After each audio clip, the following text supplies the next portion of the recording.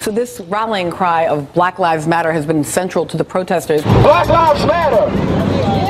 This is a Black Lives movement. One was saying Black Lives Matter. The premise of the Black Lives Matter movement. We have yet to make Black Lives Matter. In the era of the Black Lives Matter. Black Lives Matter, but they don't matter here because I wasn't being shot by a police officer.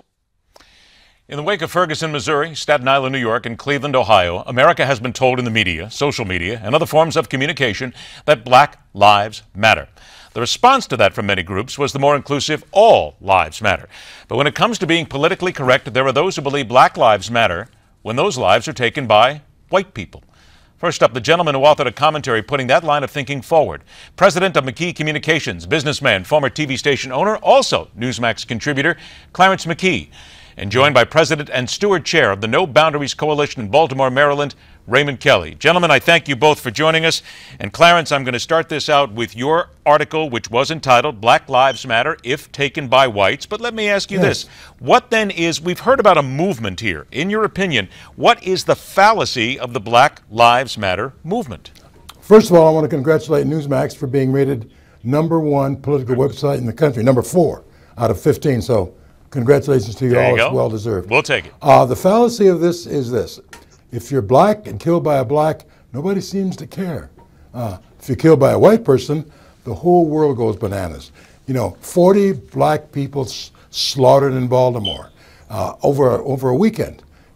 900 shot in Chicago, 2,000 in a year. Now, let's assume, to Mr. Kelly and everyone else listening, that if 40 white people had been shot on the inner harbor of Baltimore over Labor Day, Memorial Day weekend, or if 900 had been shot in the Loop in Chicago, or 100 shot or killed in South Beach, my gosh, all hell would have broken loose. You would have martial law, you would have policemen on every corner. But when it's blacks, only when a black is shot by a cop, white cop, do people get upset. So a life matters, yes, no matter who takes it. And I think it's time for more people to act like Mr.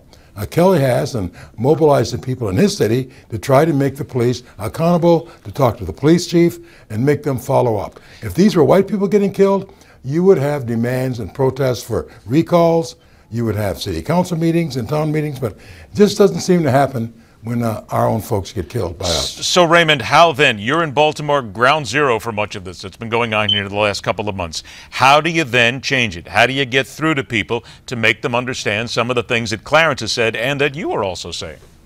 Well, I think Brother McKee is right on the button. It's a matter of when we say Black Lives Matter, we're coming from our communities where we're actually saying our lives matter, but it has to maintain black lives because black people are the same people that were slaves when they wrote into the Constitution, all men are created equal. So they actually have to make sure that black people are included in any policy changes, any legislation, because we're the ones that are affected. When we say Black Lives Matter, it's our communities, they're black people. So that's what we want to emphasize. He's right. If it happened to 2 white people in Baltimore City, there would be police coming from every angle, where in West Baltimore, in Baltimore City, in the black neighborhoods, 42 murders in a month, and we still don't have a recognizable police presence. Well, but there's part of it there, if I can interrupt you a moment, Raymond, because we only have a couple of minutes here, but is it fair to say that when you look at the FBI crime statistics by race, and I'm sure you've both seen these before, these numbers have been out there, white on black crime is minimal when it's compared to the amount of lives, black lives killed by black on black. Clarence, don't we need to get that forward? It's about anyone killing anyone at this point. It's about that community. You've got to focus on that. You've got to stop that from happening. Well, first here, when you get politicians who have been in control of these cities, Baltimore, Chicago, Milwaukee, for 40 to 50 years, same liberal failed policies. The labor unions make sure that the schools cannot be put into privatizing or into charter schools. We do not have accountability. The black politicians don't seem to respect their own constituents. They take them for granted, and we do not demand accountability from our politicians the way whites do. Of course, 2,000 It's horrible. It's a tragedy. It's a life. But if we don't respect ourselves, white people aren't going to respect us at all. No one would stand for this. Just us. We're so used to it.